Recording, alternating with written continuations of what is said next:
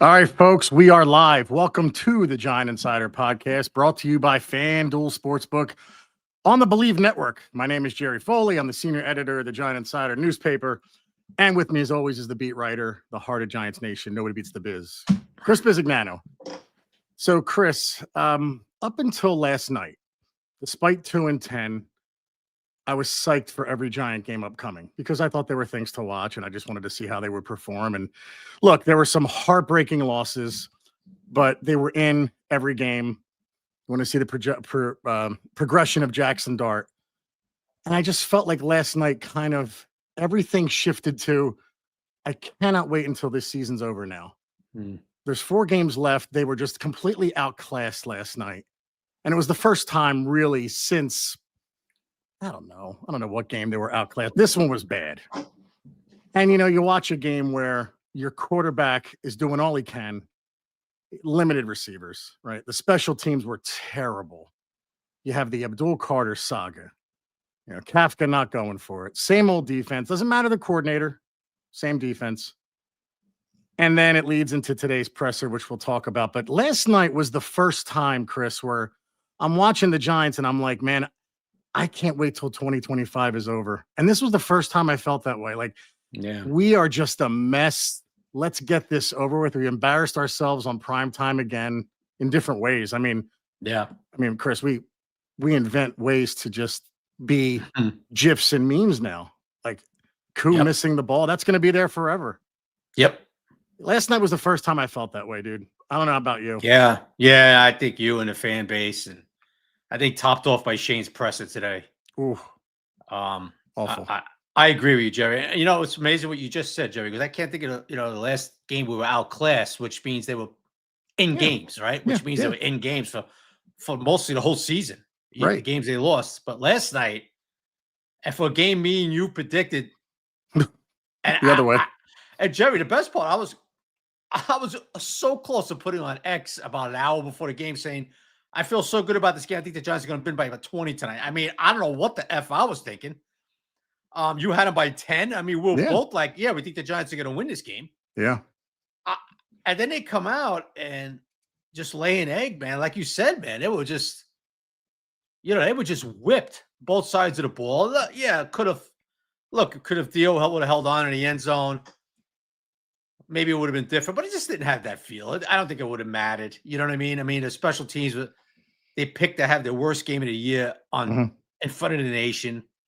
Like you said, the whole Charlie Brown type played here with a Koo kicks his foot in the ground. I don't think I've ever seen that before. He was 0 for 0 on field goal attempts. It wasn't even an attempt. Right. It turned out to be a sack. Official ruling was a sack. Can't make it up. Aikman's laughing at it. Joe Buck's laughing. I mean, the Giants, just were getting laughed at in front of the nation. The nation was laughing, at them, I'm sure. Yeah. With the whole field goal, the special teams, the punt return, another long return, fumble by Gunner after he gets blown up, the kickoff. I mean, so the special teams was horrific last night. And for the most part, they've been pretty good this season. Overall, coverage-wise and everything. And then you see, the offense didn't play as well as they have been. Jackson Dart is 10 minutes. He's back 10 minutes from missing 2 games with a concussion. He decides he's going to get blasted on the sideline. And then after the game, he's like, well, that's the way I'm going to play. I wouldn't change anything. Well, folks, okay, Jackson, you have that attitude. You're not going to be in this league long. 3 to 5 years. That's exactly what I thought, Chris. I mean, you're not going to be in this league long. And if you are, you're going to be missing games every season with concussions or shoulder, whatever the hell it's going to be. So if you're going to insist on taking this stance of that's the way I play like that in high school, I play like that in college, and I'm not going to change the way I play. I'll get down sometimes, but other times I won't. Well, he got depleted last night on a totally clean hit. To stop with the bullshit. It was a clean hit. It was a total clean hit. Sent them flying. Theo Johnson jumps in there, and he gets the flag, protecting Jackson Dart, trying to anyway. There's only so much you can do in football, dude. That's fun. Say in hockey, where you could jump in and start pounding a guy. You know what I mean? I was fine with them jumping in, but it was a totally clean hit. It was a totally clean hit. I get jumping in. I get the penalty and all that. But if you're going to keep insisting on being this, oh, I'm not going to change my style. This is the way I play. You could check me out in high school and college. Well, this is not high school and college. This is the NFL. You're going to get hurt. Yeah, right. I mean, everybody talks to him about being smart about it. And we're not 10 minutes in the game and he sees the sticks early in the first quarter and he gets destroyed on the sideline. So, look, I don't know what to say. Nothing. Except that he'll play next year, and he's a good quarterback. He's very promising, but it's not really going to be. It's not going to be good either if you're playing a couple games and you're out with an injury, you're out with a concussion, you miss 3, 4, 5, 6 games, and all that stuff. So until he gets it, and you'll heard him in the presser after the game, he doesn't want to get it. Yeah, just the way he's going to be. Now, has he gotten better sometimes as he slid down? Yeah, but this is the way he wants to play, and there's nobody, and the Giant coaching staffs who've been telling him, hey, you got to be smart about this. You got to be smart about that, and all that stuff. He's not going to listen. He didn't listen to Lane Kiffin. I guess he's not going to listen to this coaching staff. We got guys that don't even want to show up on time and miss meetings 2 out of 3 weeks. So there's obviously, we'll get into that too. The accountability of this organization and coaching staff and all that stuff has been a disaster, right? So, but as far as Jackson goes, he did, it was a big hit. He got up from it. He played. Look, he got hit a lot last night. Not all his fault. I'm just saying he got hit. Yeah, right. Period. Sure. Yeah. He made some good plays. He made some good throws last night. Once again, cannot get help from a tight end, Theo Johnson, on a nice throw. Nice play with Slay. But once again, the defense, the issue. They're missing the whole left side of the line. They're sending Garrett Bradbury sick. He played. And the guys up front just couldn't take advantage of it again. So, Abdul Carter gets his first sack of the year. It really wasn't a sack. Drake May started running. He got him at the line of scrimmage. They ruled it. they marked it down a half yard before the stick, so they ruled it a sack. That's not a sack in my eyes. Okay, so but needless to say, he gets his first full sack. He's now has a whopping 1.5 this season in 13 games. And we'll get into Abdul Carter and his stuff going on. But they got whipped, Jerry. They got physically whipped. The Patriots came to play last night. Yep. They were very physical. Mm-hmm. They were beating the Giants up all over the field. Mike Vrabel had him fired up to play this game. Drake May had all the time to do what he wanted. And he was do what he had to do. Drake May's been phenomenal this year. They ran the ball a little bit. Not great. They ran better in the fourth quarter when the game was over. But for the most part, the Giants did a pretty good job against the run. And then, of course, the punt return, the defense, and all that stuff. And the game shifted on the game. I mean, they were getting their butts kicked, Chris. But you know what I mean. It was 17-7 when that ball went through Theo Johnson's arms, and then it just was. That was it. After that, it was over. Game was over at that point. They just shifted. Right. It's like what a swing it was. A 17-point swing at that point. Real quick, John Toronto, got to give you credit here. Thanks, man. You're always Air Force, buddy. Thank you very much. Thank you, John. I agree with you 1,000%, Chris. The kid's going to have to change his attitude. He'll never survive this. No, he's not going to survive in this league. He's not going to survive. Without question, he's going to get concussions. He's going to get hurt, stuff like that. So either he's going to get it, or he just thinks he's never going to get it. This kid and keep taking big shots like that, and he won't be around long. That's the bottom line, folks. So and you watch that 2-point conversion, and you're like, God, he's so special. Like, he's a talented kid. Yeah. Oh man, that was. I'm going to little blasphemy. That was Mahomes-ish, that 2-point conversion. It was it was great, that play. He avoided the rush. Yeah. Threw almost across his body to Darius Slayton. But hey, listen, one of the best things about Eli Manning was he played every week, Jackson. You got to learn from that. But if he's not going to learn, if he wants to say, well, it's not soccer. I know it's not, but you got to be smarter, man. So, hey, listen, do what you want. You're going to have a 3-year career, Jackson Dart, and that's going to be it. So, like you said, Chris, he'll be injured all the time, and, we'll be looking at our backup every season. So, hey, Jerry, I'll give you one even better. You know what that play reminded me of? It reminded me of a guy I saw in the 70s named Fran Tarkenton, Giant. Guy used to run around and make a play. Yeah, right. That's what Jackson could do, man. The kid's talented. But, if he's out on the field, what good is it?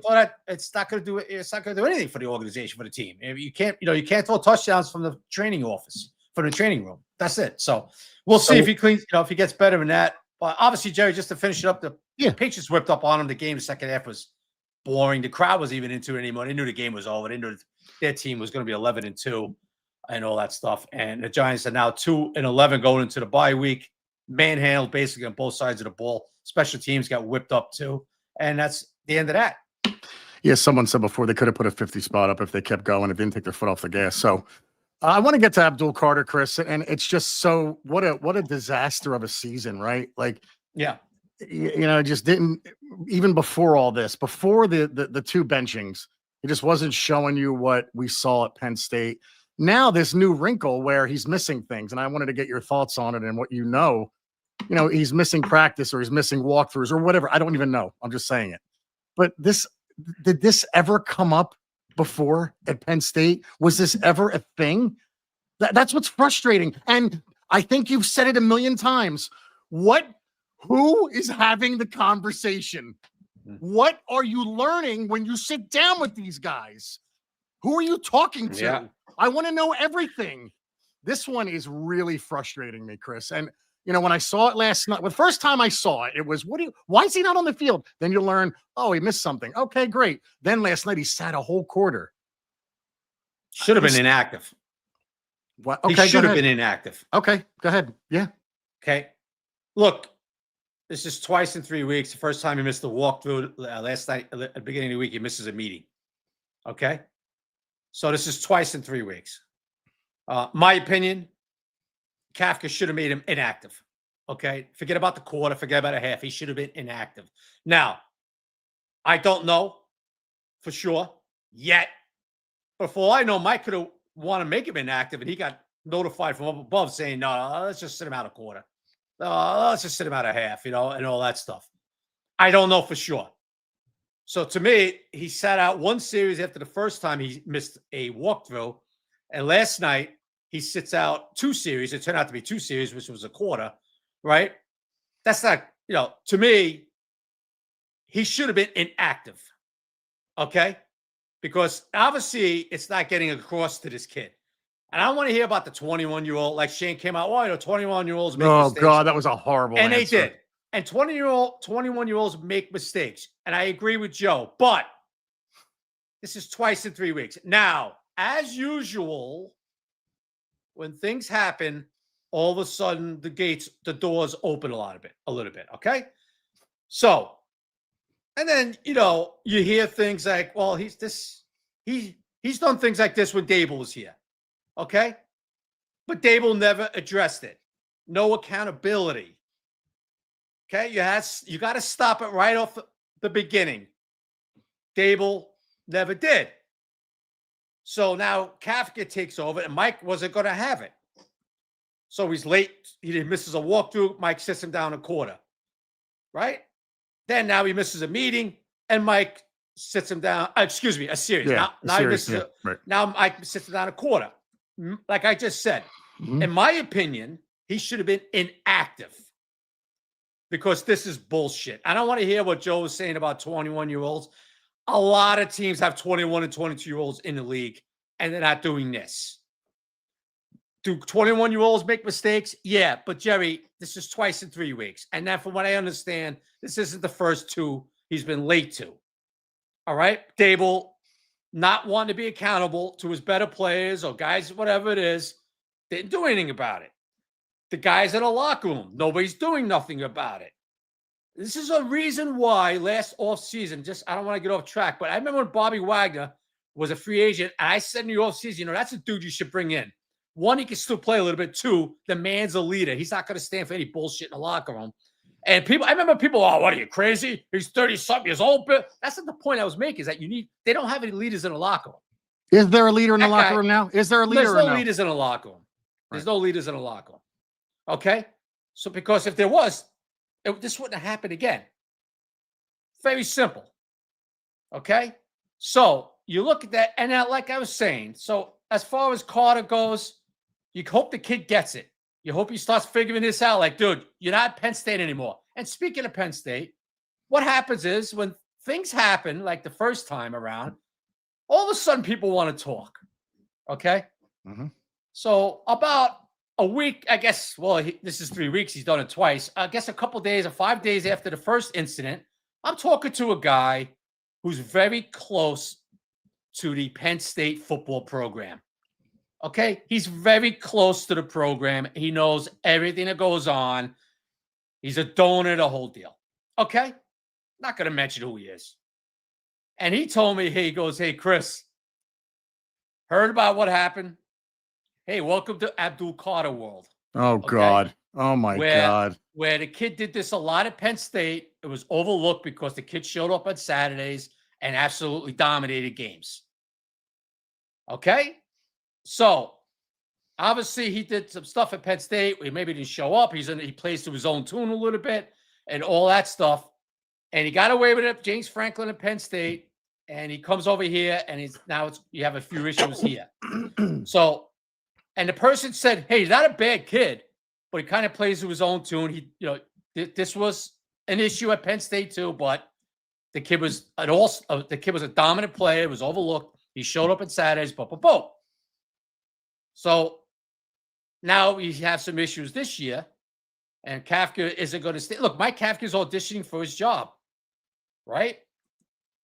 He's auditioning for his job. Yes. No, that's not true about the draft. There was some people put some stuff out there about Carter in the draft that you have to keep an eye on. He might have some issues late. There was something I remember that came out during the draft, but it wasn't a real red flag. It wasn't bad and all that stuff.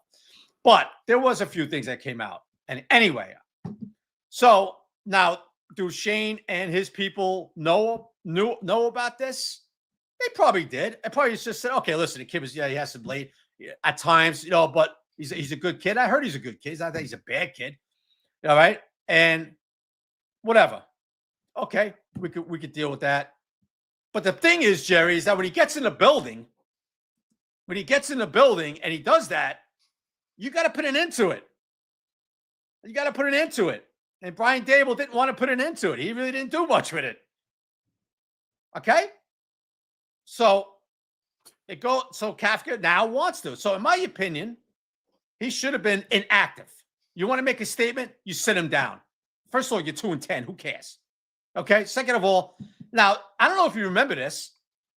Back in 2012 or 2013, the Giants were kind of playing a big game towards the end of November. I don't remember which game it was. When Hakeem Nicks. Dallas. You remember it? I remember it. Okay.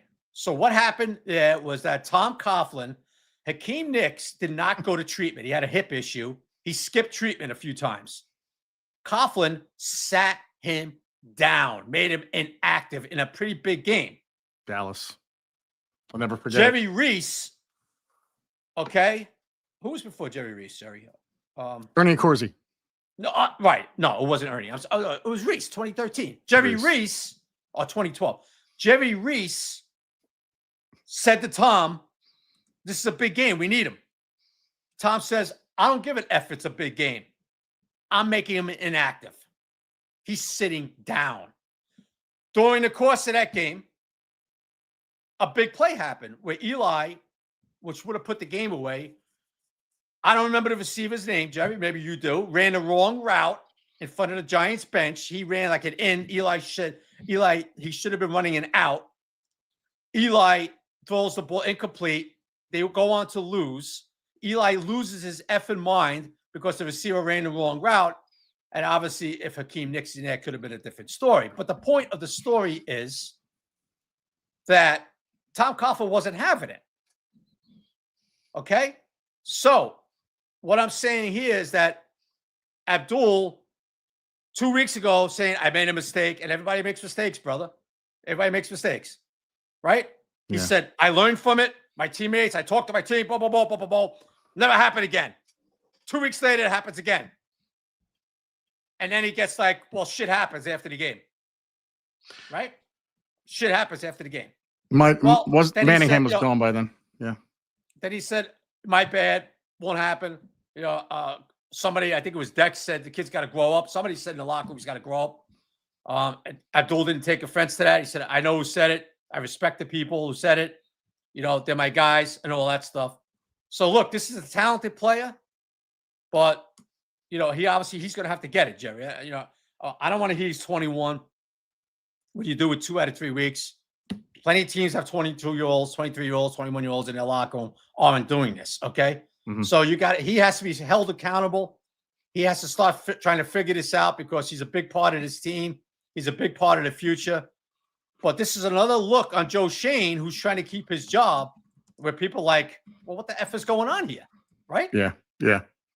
So we'll get into the Schoen presser today and the whole Schoen thing. So we're going to have to see. Hopefully, Abdul figures this out. Being a little more, he's going to have to be accountable. He's not in the Penn State anymore. We can just walk around and do whatever the hell he wants. This is the Giants. This is the NFL. All right. So I got one more thing to say about Abdul Carter. Couple things first. Again, John Toronto. Again, just think this guy asked for Lawrence's jersey. Yeah, that would not have gone over well. Good point, John. And the big moo. Thanks, buddy. Can you sit Abdul and take a game check? It's not really how that works, but thank you for the contribution. The big moo. Adriana posted something before, and I wanted to jump back to it. It was a longer comment. I can't find it, but she said what bothered her, and I agree, is the post-game response at first, right? And he says, well, shit happens. I mean, okay, then he went into it a little more, but this is more part of the growing up. When you see that and you see that response, and it's like, oh my God, what do we have here? Like, okay, we have an underachieving edge rusher who has a golden opportunity with Kayvon Thibodeau out, by the way, a golden opportunity to solidify that spot and say, don't worry about extending Thibodeau. I'm holding this down, right? You guys decide what you want to do. I'm going to hold this down. I'm going to show you why I'm the 3rd overall pick. For him to say that was more disappointing. So I just wanted to bring that up. It's the last thing I'll say about it. I just thought it was handled not well by Carter. And then he went into the, I got to get better. I got to get better. But at first his response was shit. Come on, man. So anyway. Yeah. Right. And, and the whole Kafka presser after the game, it was my decision. It was my decision. It was my decision. Come on. Okay. And then he goes into this whole thing about, I love him. He's a great player. Mike, you don't have to do that. You don't have to do that. What should have been done, instead of just leaving it out there where everybody's going to ask 3,000 times. Yeah. And the fans are going to speculate. What Mike should have done, and I don't know if he was advised of this or not, he should have just said it was discipline reason. Yeah, right. Meeting. Yeah. What's the what's the big deal? Because we're gonna find out anyway. I found out this morning. All the people found out. You think we're not gonna find out what happened? And he's not even. And there's nothing controversial with that statement. I mean, there's more leaks in that building than a Titanic. Okay, so you think we're not gonna find out what happened? Okay, but there's nothing controversial with him saying it was a decision, right. Disciplinary. Okay, right. Great, thanks. I thought Mike hurt himself. Don't forget, he's auditioning, right, totally for the Giants and everybody else. I thought he hurt himself when he kept saying, and then he started going into he loves him, favorite player. He's going to be great. He's going to be, no, just go out there and go, because he's going to get asked. Mike, what happened with Abdul, right? And you come out and you say, okay, look, it was my decision. It was a discipline issue. What happened? And I set him down the first quarter. What happened, Coach? What happened, Chris? I set him down. It was a discipline issue. You missed the meeting, guys. I sat him down. Why are we going to spin it? Why are we going to act like, what? There's no reason. We're going to find out. Okay? We're going to find out.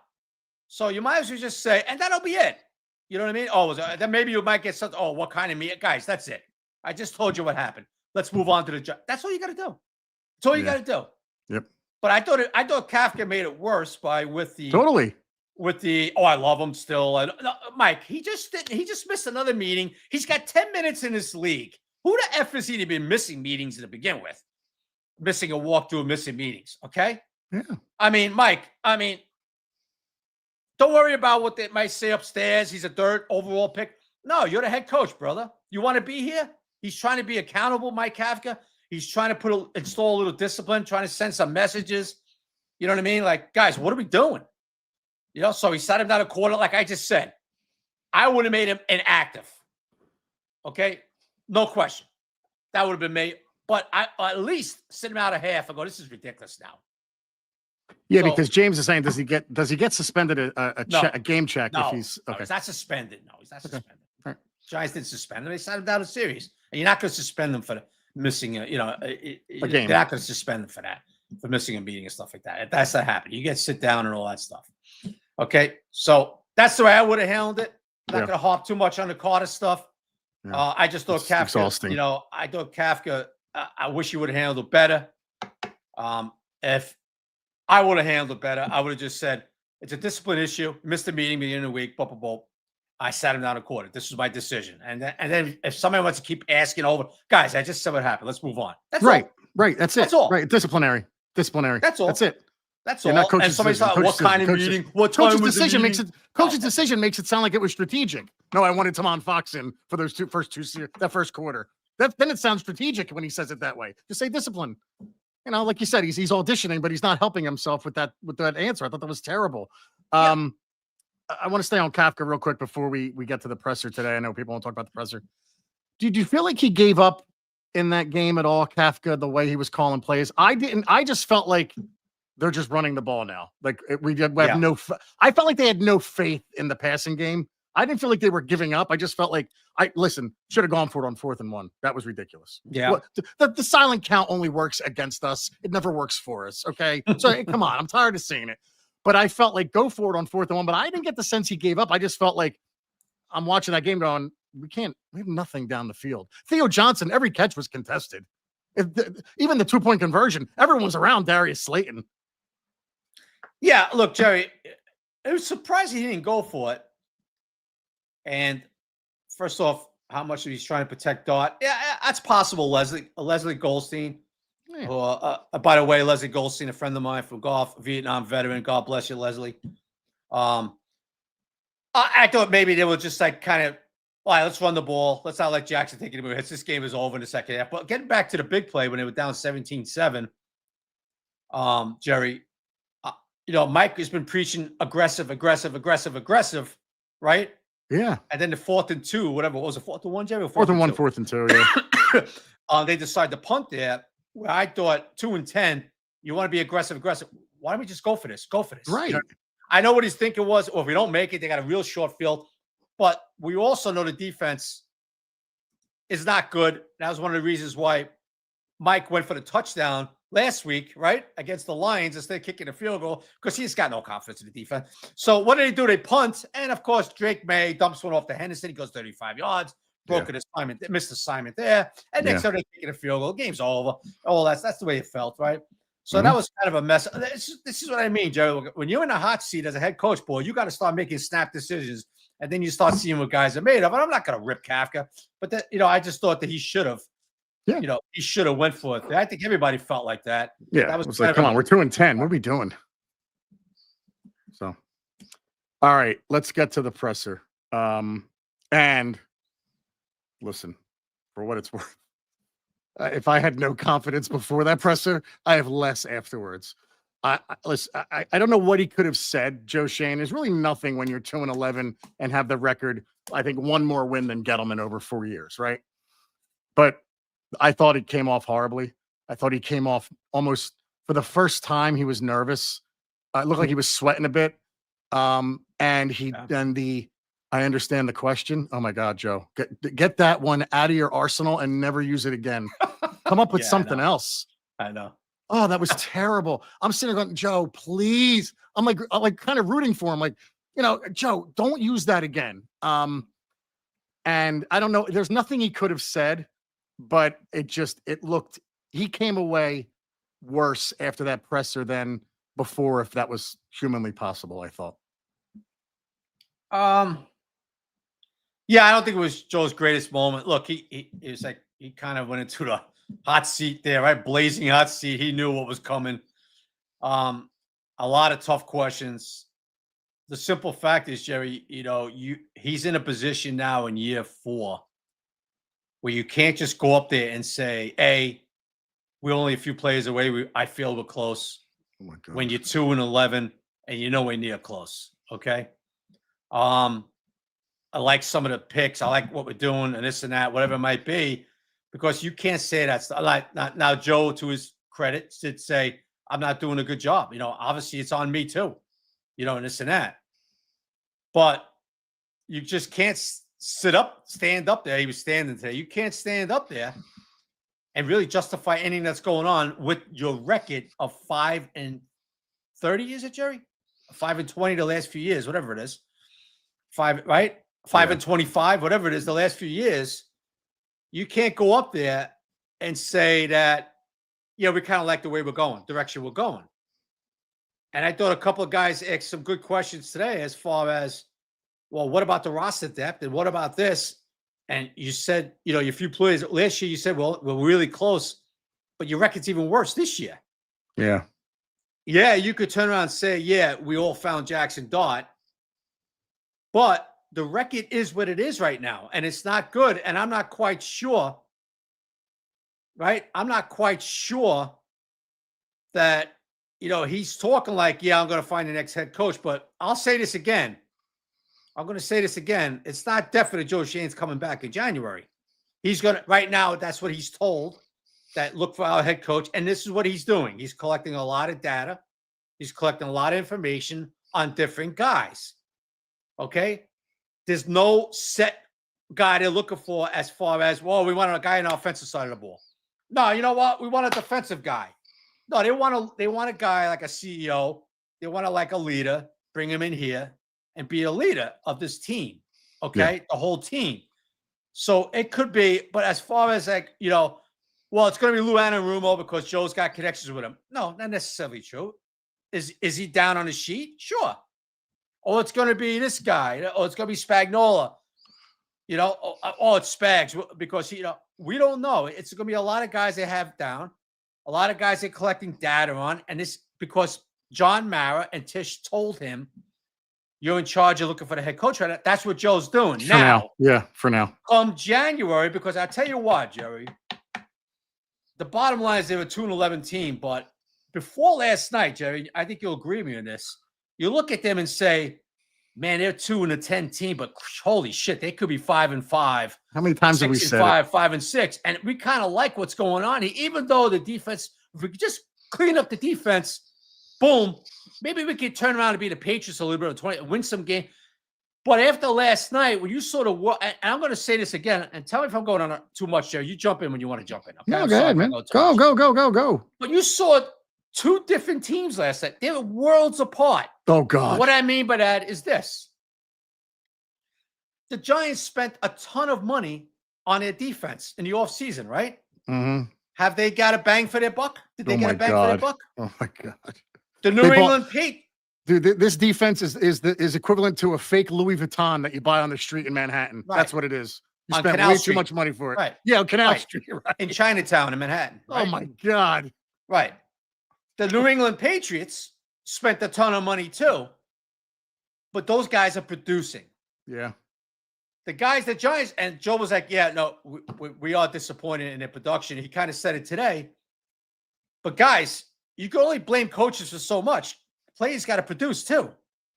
So when you look at the Adibos and the Hollands, or and guys like that spent all this money, well, what are we looking at in the building? What are we looking at in the building when you're looking at NFL free agents?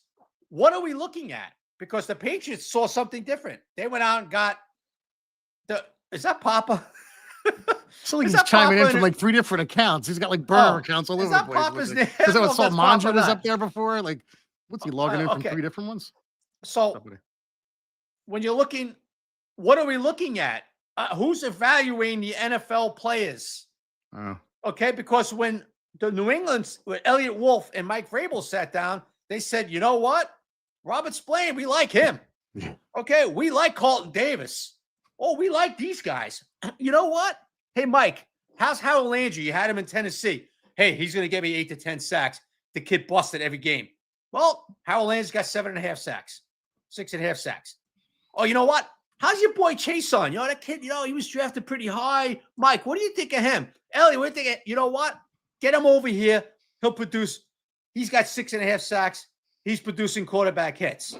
The Giants went out and spent a ton of money, and these guys aren't doing anything.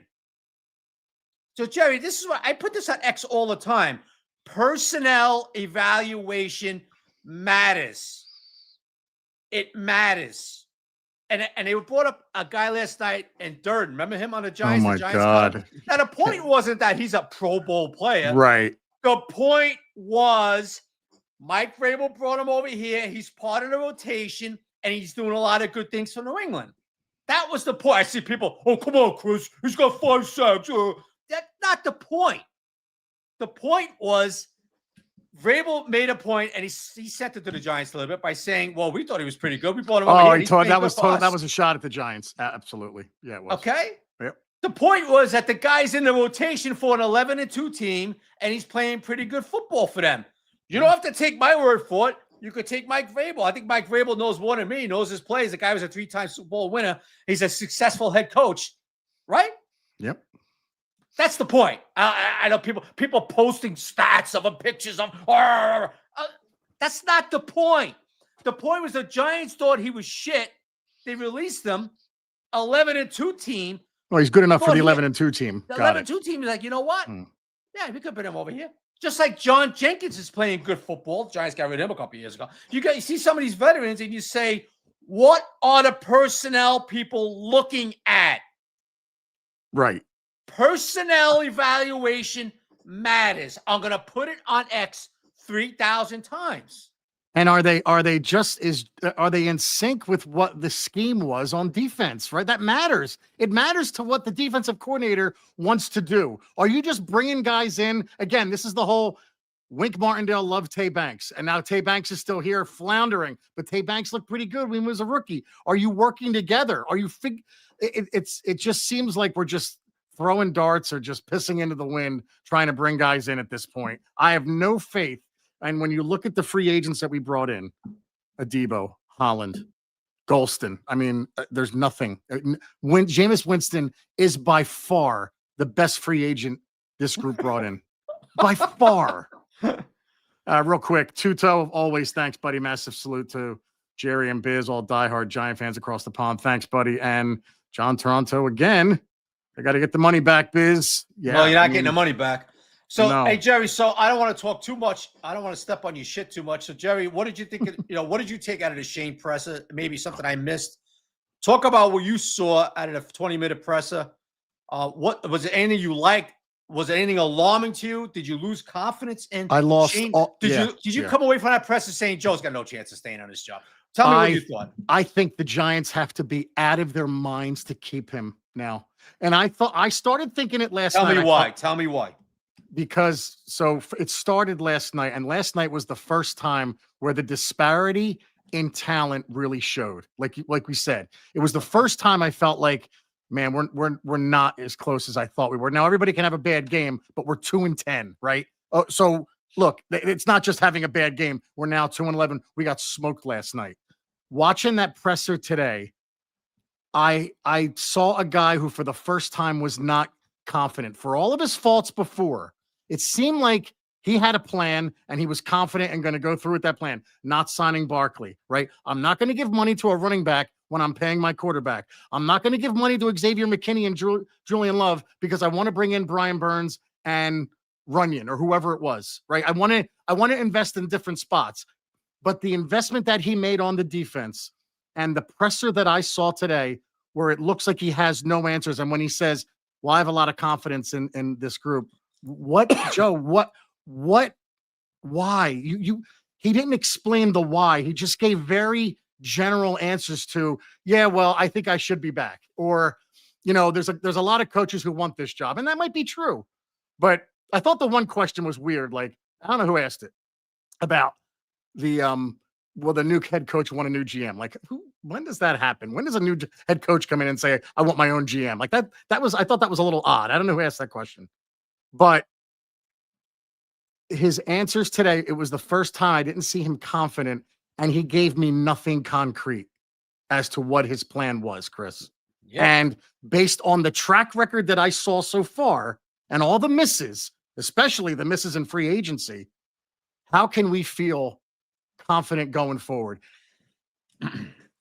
And look, I thought Pat Leonard of the Daily News asked an absolute must question. Yep. And he was right, Pat. And look, I know sometimes a lot of people are not big fans of Pat and all that stuff. I'm not here to say I don't care how people feel. I'm just letting you know Yeah. that what Pat asked was 100% spot on. And he said, well, this guys that you have confidence in got coaches fired. Coaches Right. are getting fired left and right because of these players.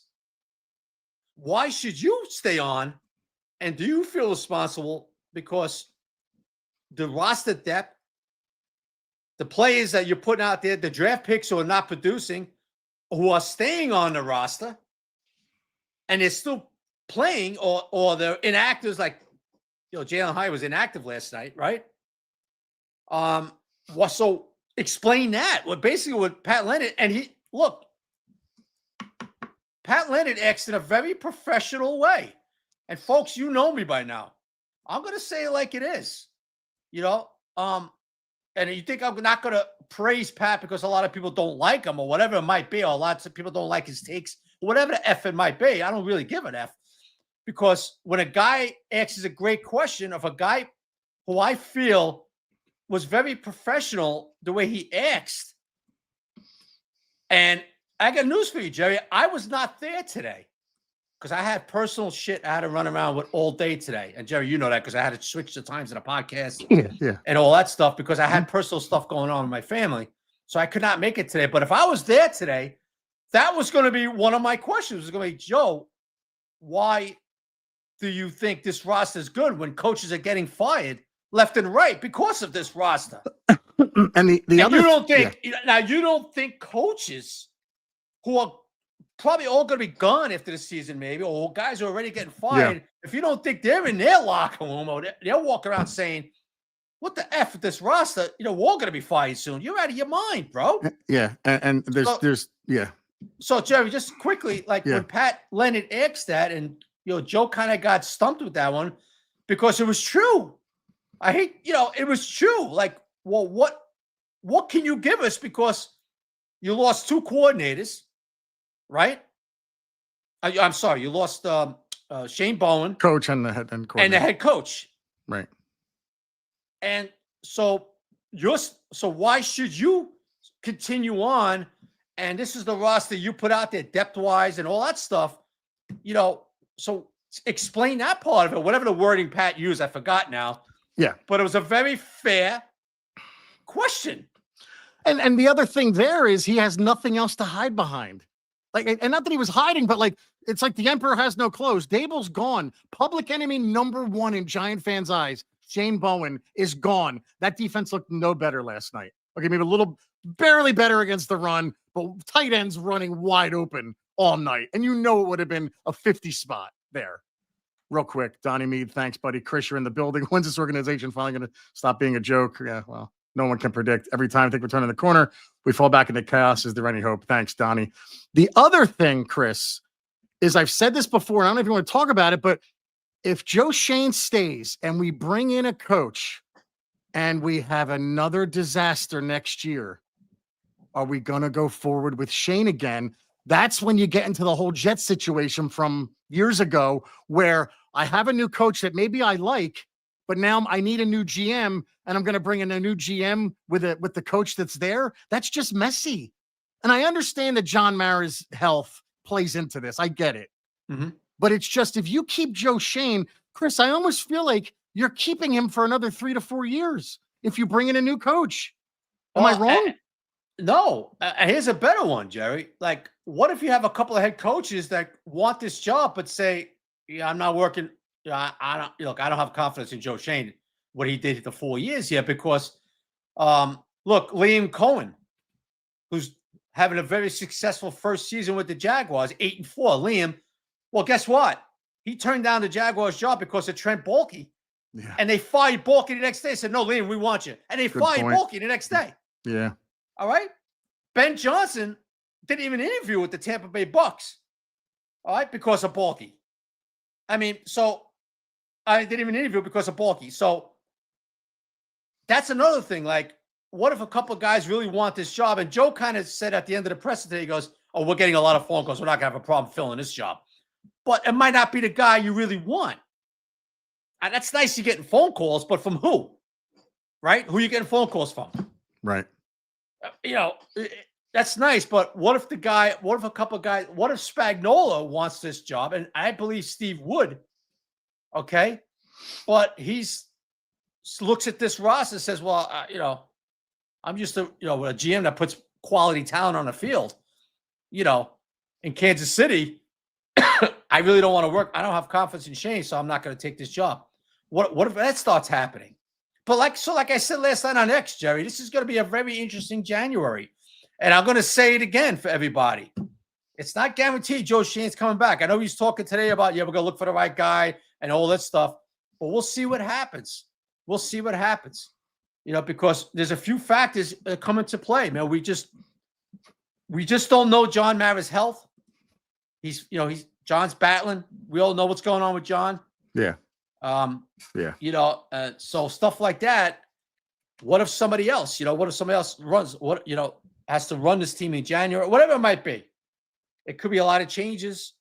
And we don't know a better yet. John, and look, a guy, I forgot who it was, DM'd me last night, and he saw Steve Tisch in the booth. He saw Steve Tisch in the suite. I'm sorry, I forgot who it was who DM'd last night. And said, hey, man, Tisch was pissed off. He left the game early. He stormed out of the suite. He did not look happy.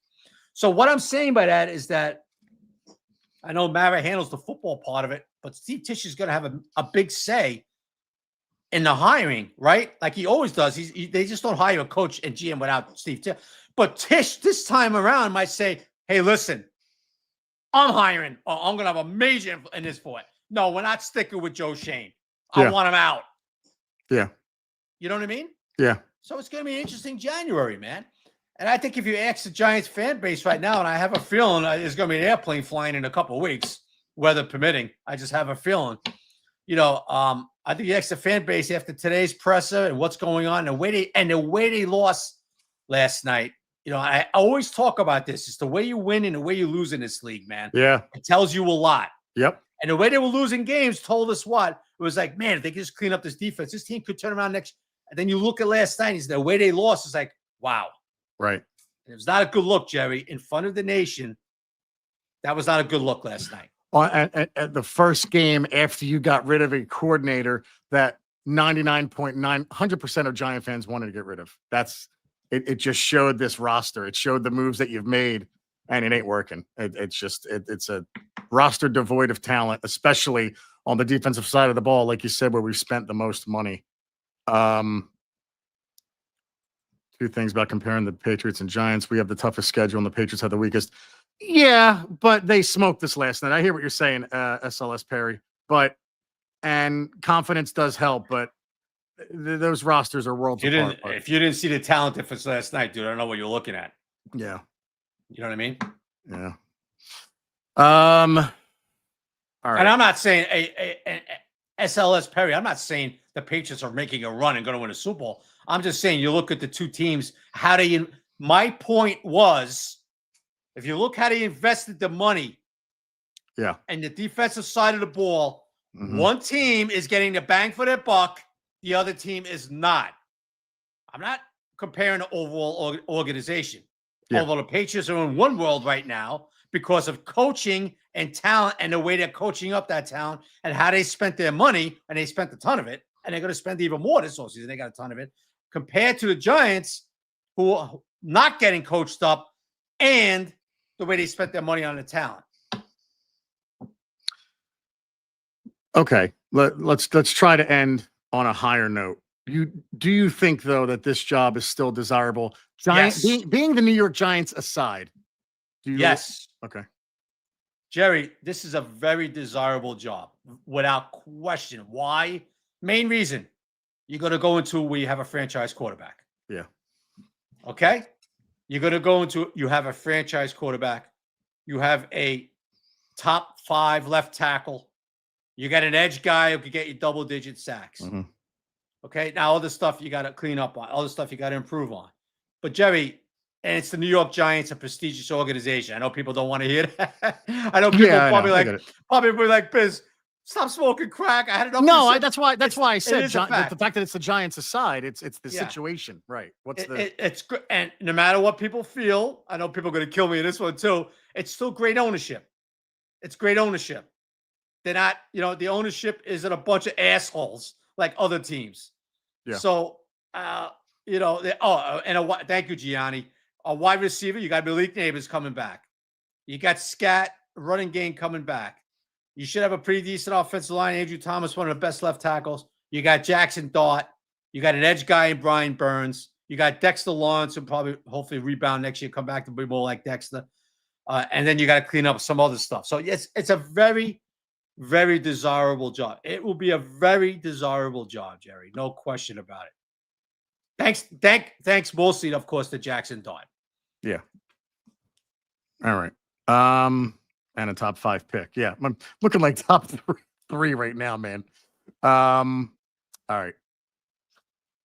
I don't want to talk about the kick. Anything else, buddy? Anything else we want to touch on? Want to go maybe ask some questions if you want. Yeah, we'll answer jump them. in some questions. We'll Anybody wants to ask some questions? Here's one. We'll play the game. Richard Mullen asks, McCarthy, Gruden, or if he's available, Tomlin, who would you be your preferred candidate? I think we both feel the same way on that one. Am I guessing here, right? Mike Tomlin. Yeah, sure. Look, Mike's Mike. Look, I don't know if the Giants, if they're going to be very high on McCarthy. I don't get that feeling that McCarthy's going to be somebody they're going to look at seriously. Will they bring him in for an interview? I'm sure they will. Mm-hmm. I just don't get that feeling McCarthy's high in the list. That could change. That's just me. Yeah. But obviously, if something happens with Mike Tomlin in Pittsburgh, then that's somebody you have to, because it's Mike Tomlin.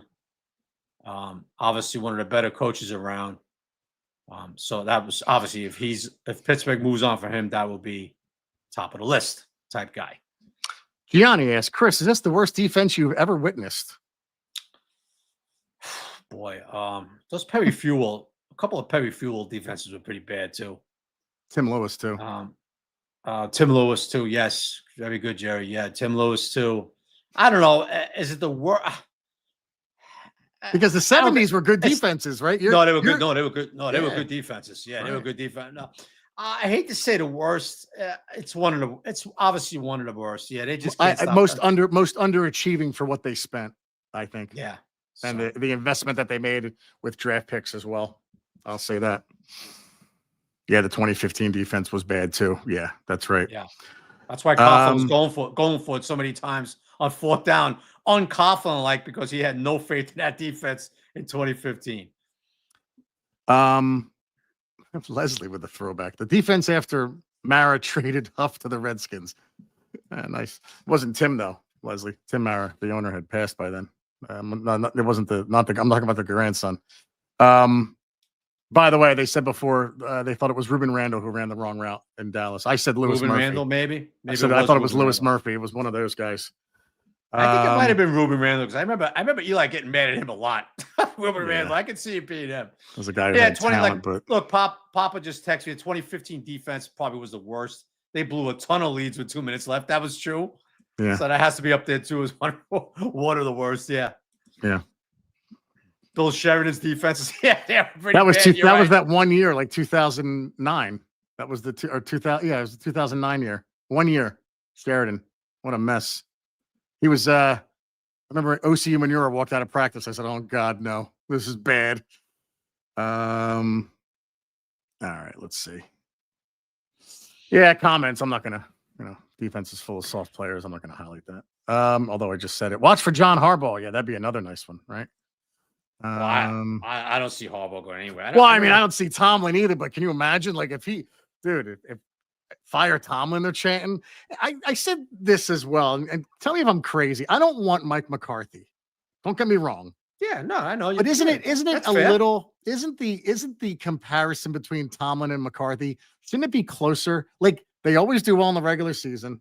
They always make the playoffs, and then they don't. They each have a Super Bowl. Like, I don't want McCarthy, but I look at myself and I say, am I being unfair about not wanting him? Because it's basically Tomlin.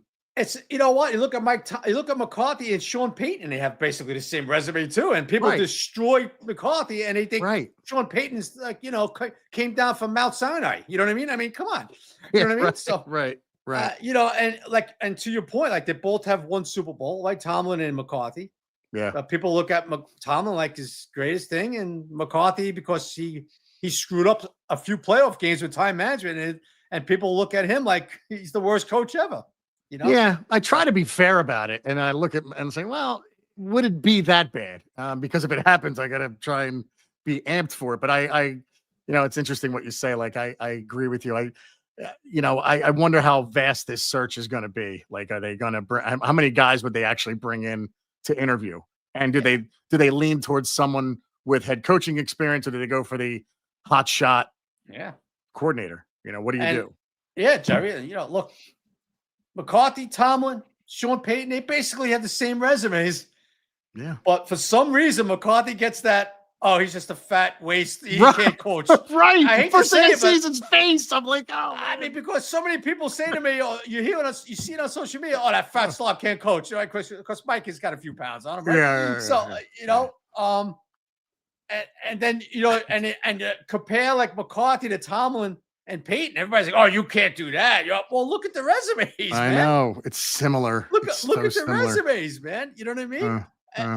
Look, has Mike Tomlin taken Steeler teams to the playoffs with rosters that I thought he was never going to go to playoffs with? Yeah. And that's always a sign of a great coach. Sean Payton's had quarterbacks, right? McCarthy, he takes over Dallas, and they win 12 games, 3 straight years, divisions, and I know they didn't get where they wanted to go in the playoffs, and I know Mike has some issues with with clock management and all that stuff. But man, somebody's gonna have to explain to me why, Sean Payton and Mike Tomlin are so much better than Mike McCarthy. Right. I know. It's so funny. That's all I'm saying. Like, you can't just say just want to be fair about it. Yeah, he's a tomato when you look at him, Payton, and Tomlin, and they basically have the same resumes. That's all I'm saying. And then to our legend's point here, I'm not big on McCarthy, but damn, I'd love to make the playoffs or just a winning season. Right. Like, oh my God, like, he only makes the playoffs. He can't win the whole thing. Like, oh my God, I would give anything for 8 wins and a prayer at the playoffs in week 17. Right? God. Oh God. I mean, McCarthy had, Dak, and he did pretty good with Dak, right? I mean, he had he won a Super Bowl with a guy named Aaron Rodgers. Did pretty good with him, and now you got a guy like Jackson Dart, right? Went far with Favre, yeah. So Giant Golfer asks Chris if you ever chunked one on the golf course as bad as Koo did yesterday. Look, who said that? Giant Golfer. Oh, it's Vassal. Is that Vassal? I think it's Vassal. Dan Vassal. Okay. There he is. No, I haven't hit one fat like that, Danny. If that's you, Danny, I haven't hit one fat like that. If I ever hit a ball that far behind my wedge or a 9-iron or something like that, I'll be quitting golf because that was ugly. Bob Papa saying, go to Pro Football Reference, Jerry. All right. No, I think he's talking about the records and everything with Tomlin. Oh, okay. Tomlin, McCarthy, and Sean Payton. I'm pretty sure that's what Bob means. Got it. All right. Giant Golfer looks like Kafka. Yeah, I can see that. Jerry, look at the last question. Go ahead, put that up there. X-Man Exo War X says, would you rather 3-14 season with bad clock management or 14-3 with bad clock? Exactly. Yes. I'd rather go for the 14-3. Mm-hmm. That's kind of the point. Good point. Chris, I asked Steve G to F with you last week on Tuesday. Who the hell's Steve G? I don't know. Who he's talking about. Leslie. Leslie, I don't know who you're talking about. And by the way, we found out this. I used to tailgate with Leslie back in the day. Yeah. So pretty funny. Yeah. Small world, right? Ridiculously small. Small world. Leslie was a friend of mine. I asked Stevie G to F you last week. Well, I play it. Oh, Stevie. Oh, yeah, Steve. Oh, it's my golfing partner. Okay. Yeah. Yeah. Well, Leslie, he got lucky. He beat me by 2 shots, last week. So he couldn't mess with me. But all right. One more. We'll go one more, guys. I'm rooting against the Steelers. I hope Tomlin. I know, man. I hope they keep chanting fire Tomlin. Like I said, dude, I would drive to Pittsburgh and escort him here. I wouldn't even care. One Be Let's see. interesting if that ever happens, Jerry. It'd be interesting if Mike Tomlin even wants to be here, come to the Giants. If that ever happened, Not anymore, Leslie. Not anymore. Tailgating. Would you give up draft capital for Tomlin? Last question. No, I would not. No. Not this year, but I could be talked into future year. That's me. I could be talked into it. Well, you don't have to do that if he gets fired. Yeah, right. But if they said no, give us a first in 2027. I don't know. I'd think about it at least. I want. They're gonna say give us a 1 in 2026, buddy. No, then no, because it's gonna be top 3. It's not a big time draft. Why not? Come on. And that's another thing. We'll get to it, but trade down, whoever the GM is. My God, trade down. We need a lot. Giants 8690 ask, will they re-sign Illuminor? I don't know with Marcus Bowe on the horizon. Yeah. All I can tell you, Giants 8690, is that I've talked to Jermaine a few times about this, and they have not approached me yet about a contract. So we'll see. So with Jermaine, I wanted to ask you this with Bowe. If they re-sign Illuminor, would they ever consider moving Bowe to guard and upgrading it that way, or no? I think they would. Yeah. I think they would. That'd be the ideal scenario. Yeah, we can't have Bowe sitting on the bench another year, right? Sitting Right. on the sidelines another year. So I think they would move him over. Exactly. Or although I like Jermaine at tackle, Jermaine slides over to guard, and Right. Bowe is the right tackle. Either way, it could be either an upgrade. way. Yeah. Yeah. So all Jermaine asks, because I talked to him about this. Matter of fact, I think I wrote it in his interview in the Last Insider. Yeah. A newspaper. All Jermaine asks is, just tell me in the offseason where you want me to play so I can prepare myself and get ready. Just don't bounce me around. Jermaine has had enough of that. He said he just wants to know exactly. So if they do re-sign Jermaine, I would imagine it's for tackle, but that option will be there for Bowe at tackle and Jermaine to slide over to play guard. So we'll see. Well, first they have to sign if they're interested in signing him. I don't know. So we'll see. It would be very Joe-like not to extend triple putt. Pat says, yeah, but what if he just goes to the highest bidder? You can't control that. And I know Jermaine. Jermaine put something out there today about you're going to get my last 4 games a great effort. To me, that kind of seemed like this is my last 4 games here. I appreciate everybody. So I don't know if Jermaine. Jermaine's pretty honest in the locker room. Yeah, he's pretty straightforward when you talk to him. I don't know. I guess maybe he feels, or him and his agent feel that this is it for the Giants. They're not going to look to bring him back. I don't know. I'll try to get everybody information on that. Obviously, this is the bye week. We're not in the locker room this week. We'll be back next week, so we'll see what happens there. Yeah, whoever the new coach, I was going to, and maybe we'll end on this. Giants 8690, Brasillo. Oh, God. My God. Hopefully, you'd hate to mess with this offensive line. The work that he's done cannot be understated. And bringing over Illuminor, that's where you give Shane credit, right? You got to give him. It's not all just an F. If you want to give him a D, fine. But Illuminor running and even John Michael Schmitz is playing better now, right? So Carmen Brasillo, man, trading for Burns. Trading for Burns, yeah. But I'm saying the offensive line, like. Oh, I'm sorry, Jerry. I'm sorry. These are about Joe. No, the offensive line. Okay. We say it every week. Yeah. The offensive line is good, and we're 2-11. So. What are you gonna do? All right, dude. And by the way, I know I didn't use it tonight, but I just wanted to show you this. The super chats going forward, Chris. My buddy made this. Super chat. What the hell is that?